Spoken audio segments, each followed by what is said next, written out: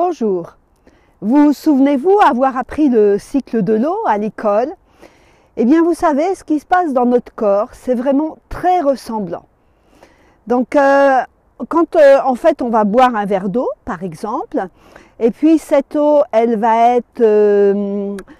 aller dans l'estomac, dans l'intestin grêle, puis dans le gros intestin. Ça, c'est le circuit normal, entre guillemets.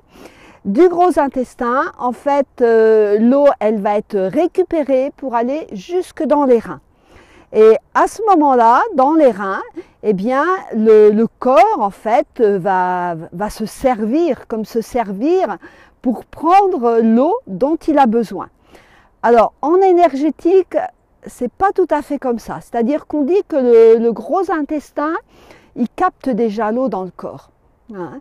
Et on dit qu'il assèche, en fait, qu'il assèche les matières, voilà, pour emmener vers les reins ensuite. Et donc, cette eau se retrouve dans notre sang et elle va aller irriguer tout notre corps, hein, une fois qu'elle aura été filtrée par les reins, et on va la retrouver partout. Bon, vous savez que notre corps, il est à 70% d'eau à peu près. Hein, et d'ailleurs, ce qui est intéressant, c'est si on regarde notre planète Terre, eh bien, en fait, la quantité d'eau, la proportion d'eau est quasiment la même, hein, par rapport à la superficie des terres qui sont émergées. Hein. Donc, une fois que l'on a l'eau dans le corps, eh bien, qu'est-ce qui va se passer? On va l'éliminer. On va l'éliminer s'il y en a trop, donc ça va dans la vessie puis à l'extérieur.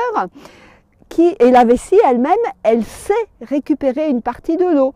Hein, j'ai expliqué dans une autre vidéo déjà, s'il fait très chaud par exemple, eh bien on va faire des urines plus foncées parce que la vessie en fait, elle permet au corps de récupérer une partie de l'eau.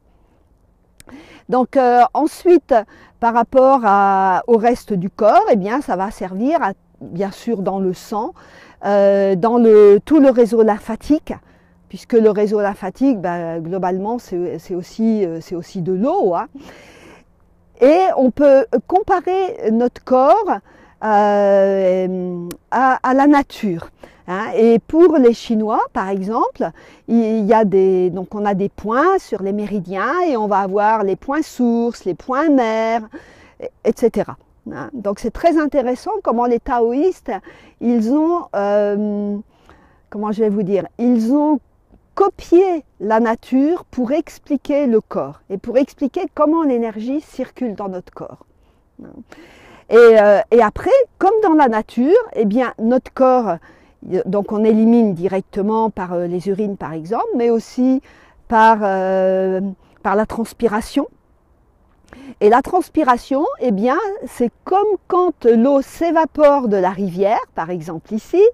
Hein, l'eau, elle s'évapore de la rivière, elle retourne dans l'atmosphère et quand on transpire, c'est pareil. Hein, et ça va faire les nuages.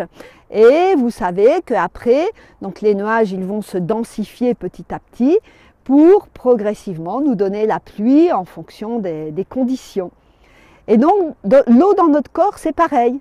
Hein, on reçoit l'eau du ciel ou de la terre, on l'absorbe dans notre corps, et on redonne une partie à la terre et une partie à l'air. Voilà, je vous invite à ressentir hein, dans votre corps ce circuit de l'eau, comment vous le ressentez. Hein.